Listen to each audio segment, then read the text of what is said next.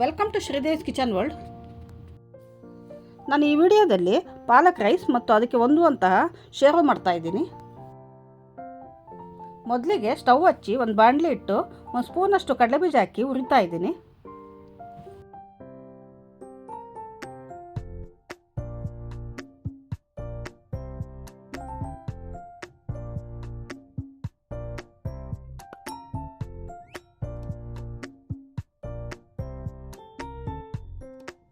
ಕಡಲೆಬೀಜ ಎಲ್ಲ ಹುರಿದಾಗಿದೆ. ಅದಕ್ಕೆ ಒಂದು ಸ್ಪೂನಷ್ಟು ಎಳ್ಳು ಹಾಕ್ತಾ ಇದ್ದೀನಿ. ಈಗ ಒಂದೆರಡು ಸ್ಪೂನಷ್ಟು ಒಣಕೊಬ್ಬರಿ ಹಾಕಿ ಹುರಿತಾ ಇದ್ದೀನಿ.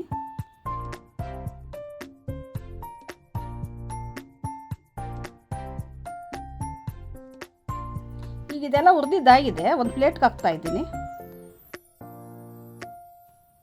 ಈಗ ಅದೇ ಬಾಣಲಿಗೆ ಒಂದು ಸ್ಪೂನಷ್ಟು ಎಣ್ಣೆ ಹಾಕಿ ಒಂದು ಹೆಚ್ಚಿರೋ ಟೊಮೆಟೊ ಹಾಕ್ತಾ ಇದ್ದೀನಿ.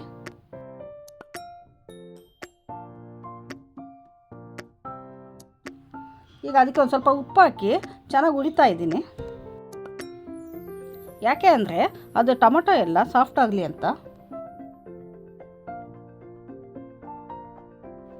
ಈಗ ಅದಕ್ಕೆ ಒಂದು ಅರ್ಧ ಸ್ಪೂನಷ್ಟು ಶುಂಠಿ ಬೆಳ್ಳುಳ್ಳಿ ಪೇಸ್ಟ್ ಹಾಕಿ ಹುರಿತಾ ಇದ್ದೀನಿ.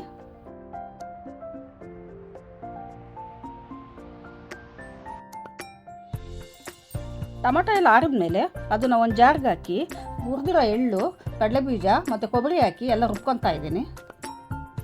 ಈಗ ಇನ್ನೊಂದು ಬಾಣಲಿಗೆ ಪಾಲಕ್ ರೈಸ್ ಮಾಡೋದಕ್ಕೆ 4-5 ಸ್ಪೂನಷ್ಟು ಎಣ್ಣೆ ಹಾಕಿ ಎಣ್ಣೆ ಕಾದ್ಮೇಲೆ ಒಂದು 1/4 ಸ್ಪೂನಷ್ಟು ಜೀರಿಗೆ, 3 ಪಲಾವ್ ಎಲೆ ಹಾಕ್ತಾ ಇದ್ದೀನಿ.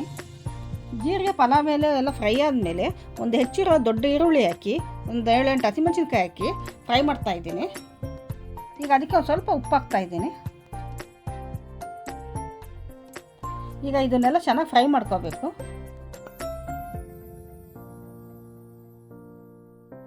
ಈಗ ಇದೆಲ್ಲ ಚೆನ್ನಾಗಿ ಫ್ರೈ ಆದಮೇಲೆ ಒಂದು ಅರ್ಧ ಸ್ಪೂನಷ್ಟು ಶುಂಠಿ ಬೆಳ್ಳುಳ್ಳಿ ಪೇಸ್ಟ್ ಹಾಕ್ತಾ ಇದ್ದೀನಿ. ಒಂದು ಅರ್ಧ ಕಟ್ಟಷ್ಟು ಪಾಲಕ್ ಸೊಪ್ಪನ್ನ ತಗೊಂಡು ಚೆನ್ನಾಗಿ ತೊಳೆದ್ಬಿಟ್ಟು ನೀರಲ್ಲಿ ಅದನ್ನು ಬೇಯಿಸಿ ಮಿಕ್ಸಿಯಲ್ಲಿ ಗ್ರೈಂಡ್ ಮಾಡಿ ಆ ಗ್ರೈಂಡ್ ಮಾಡಿರೋ ಪೇಸ್ಟ್ನ ಹಾಕ್ತಾ ಇದ್ದೀನಿ. ಈಗ ಇದೆಲ್ಲ ಹಸಿ ವಾಸನೆ ಹೋಗೋವರೆಗೂ ಚೆನ್ನಾಗಿ ಹುರ್ಕೋಬೇಕು. ಈಗ ಇದೆಲ್ಲ ಎಣ್ಣೆ ಬಿಟ್ಕೊಂಡು ಹಸಿ ವಾಸನೆ ಹೋಗಿದೆ. ಈಗ ಉದುರುದುರಾಗಿ ಬೇಯಿಸಿರೋ ಅನ್ನ ಹಾಕಿ ಜೊತೆಗೆ ರುಚಿಗೆ ತಕ್ಕಷ್ಟು ಉಪ್ಪು ಹಾಕಿ ಇದನ್ನು ಚೆನ್ನಾಗಿ ಕಲಿಸ್ಕೊತಾ ಇದ್ದೀನಿ.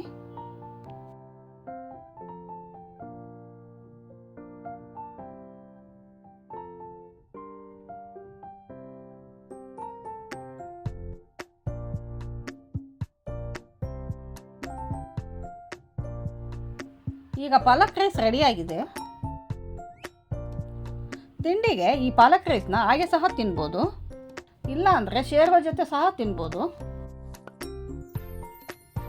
ಈಗ ನಾನು ಶೇರ್ವ ಮಾಡ್ತಾ ಇದ್ದೀನಿ. ಅದನ್ನು ಹೇಗೆ ಮಾಡೋದಂತ ನೋಡೋಣ. ಈಗಾಗಲೇ ನಾವು ಶೇರ್ವಾಗೆ ಪೇಸ್ಟ್ನ ರುಬ್ಬಿಟ್ಕೊಂಡಿದ್ದೀವಿ. ಸ್ಟವ್ ಹಚ್ಚಿ ಅದೇ ಬಾಣಲಿ ಇಟ್ಟು ಒಂದು ಸ್ವಲ್ಪ ಎಣ್ಣೆ ಹಾಕಿ ಎಣ್ಣೆ ಕಾದ್ಮೇಲೆ ಅರ್ಧ ಹೆಚ್ಚಿರೋ ಈರುಳ್ಳಿ ಹಾಕ್ತಾ ಇದ್ದೀನಿ. ಈಗ ಈರುಳ್ಳಿ ಎಲ್ಲ ಫ್ರೈ ಆದಮೇಲೆ ಅದನ್ನು ಜಾರ್ಗೆ ಹಾಕಿ ಚೆನ್ನಾಗಿ ಗ್ರೈಂಡ್ ಮಾಡ್ಕೋಬೇಕು. ಈರುಳ್ಳಿನ ಟೊಮೆಟೊ ಜೊತೆನೇ ಫ್ರೈ ಮಾಡ್ಕೋಬೇಕು. ಆಗಲೇ ಇದನ್ನು ಮರ್ತೋಗಿದ್ದೆ.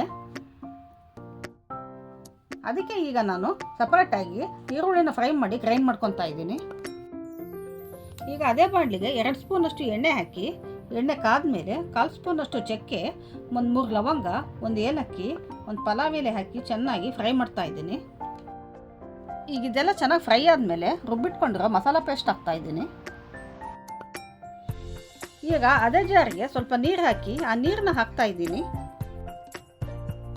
ಈಗ ಇದನ್ನೆಲ್ಲ ಹಸಿ ವಾಸನೆ ಹೋಗೋವರೆಗೂ ಚೆನ್ನಾಗಿ ಫ್ರೈ ಮಾಡ್ಕೊಳ್ಳೋಣ. ಈಗ ಇದಕ್ಕೆ ಮಸಾಲ ಪುಡಿಗಳನ್ನ ಹಾಕಬೇಕು. ಒಂದು 1/4 ಸ್ಪೂನಷ್ಟು ಅರಿಶಿನ ಪುಡಿ, ಅರ್ಧ ಸ್ಪೂನಷ್ಟು ಗರಂ ಮಸಾಲ ಹಾಕಿ ಚೆನ್ನಾಗಿ ಮಿಕ್ಸ್ ಮಾಡ್ತಾ ಇದ್ದೀನಿ. ಈಗ ಮತ್ತೆ ಅದಕ್ಕೆ ಅರ್ಧ ಸ್ಪೂನಷ್ಟು ಧನಿಯಾ ಪುಡಿ, ಅರ್ಧ ಸ್ಪೂನಷ್ಟು ಖಾರದ ಪುಡಿ, ಅರ್ಧ ಸ್ಪೂನಷ್ಟು ಕಾಶ್ಮೀರಿ ರೆಡ್ ಚಿಲ್ಲಿ ಪೌಡರ್ ಹಾಕಿ ಚೆನ್ನಾಗೆಲ್ಲ ಮಿಕ್ಸ್ ಮಾಡ್ತಾ ಇದ್ದೀನಿ.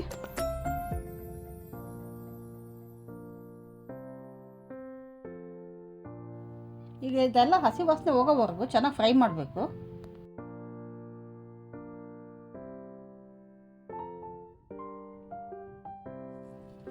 ಈಗ ಇದೆಲ್ಲ ಹಸಿ ವಾಸನೆ ಹೋಗಿ ಎಣ್ಣೆ ಬಿಟ್ಕೊಂಡಿದೆ. ಈಗ ಅದಕ್ಕೆ ಒಂದು ಸ್ವಲ್ಪ ರುಚಿಗೆ ತಕ್ಕಷ್ಟು ಉಪ್ಪು ಹಾಕ್ತಾ ಇದ್ದೀನಿ. ಈಗ ಇದೆಲ್ಲ ಎಣ್ಣೆ ಬಿಟ್ಕೊಂಡ್ಮೇಲೆ ಒಂದು ಕಪ್ಪಷ್ಟು ನೀರು ಹಾಕಬೇಕು.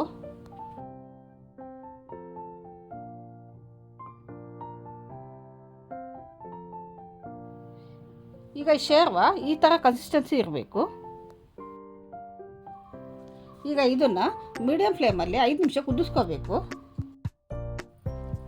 ಆಗ ಇದು ಸ್ವಲ್ಪ ಗಟ್ಟಿಯಾಗುತ್ತೆ. ಒಂದು 5 ನಿಮಿಷ ಕುದ್ದಾದ್ಮೇಲೆ ಒಂದು ಸ್ಪೂನಷ್ಟು ಕೊತ್ತಂಬರಿ ಸೊಪ್ಪು ಹಾಕ್ತಾಯಿದ್ದೀನಿ.